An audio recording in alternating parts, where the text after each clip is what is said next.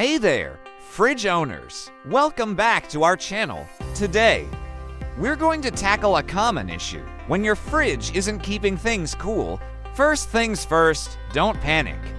There are a few simple steps you can take to troubleshoot the problem. Step 1. Check the temperature settings. Make sure the thermostat is set to a cool enough temperature, and that it hasn't accidentally been bumped up to high. Step 2. Clean the condenser coils.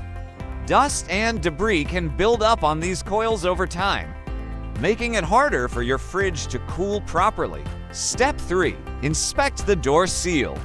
A damaged or worn-out door seal can let cold air escape, causing your fridge to struggle to maintain its temperature.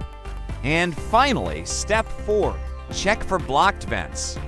Blocked vents can restrict airflow and prevent cold air from circulating properly throughout the fridge. Remember, troubleshooting your fridge doesn't have to be daunting.